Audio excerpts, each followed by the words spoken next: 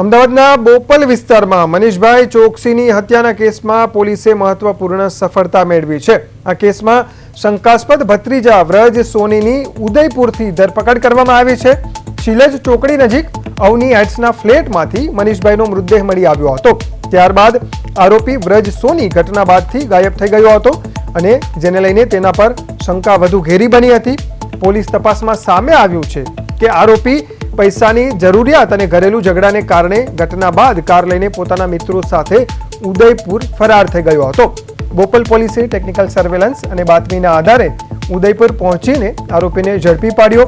પ્રાથમિક તપાસ મુજબ આરોપીને નશાની ટેવ હોવાની માહિતી પણ સામે આવી છે। પોલીસને તેની પાસેથી અંદાજે 2,06,000 રૂપિયા પણ રિકવર કર્યા છે, જ્યારે ઘરમાંથી 5 લાખ રૂપિયા ગાયબ હોવાનું સામે આવ્યું છે। હાલ પોલીસ સમગ્ર હત્યા પાછળના કારણો અને ઘટનાક્રમની વિગતવાર તપાસ કરી રહી છે।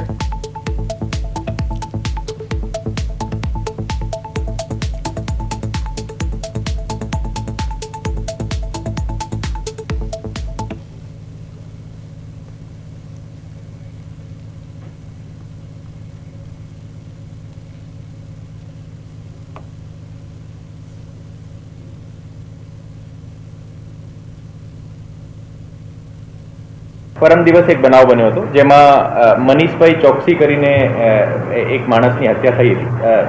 આજે સિલજમાં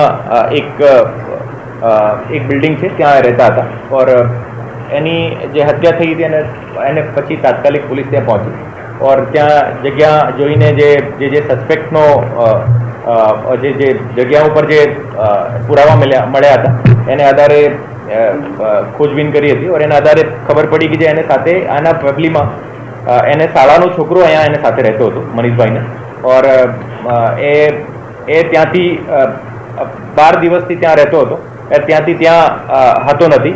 તો આજે ફરાર હતો એને આધારે શકમંદ જે શક એને ઉપર વધી ગયો હતો और એને આધારે એમને ઉદયપુરથી એને અટક કરીને લાવ્યા હતા।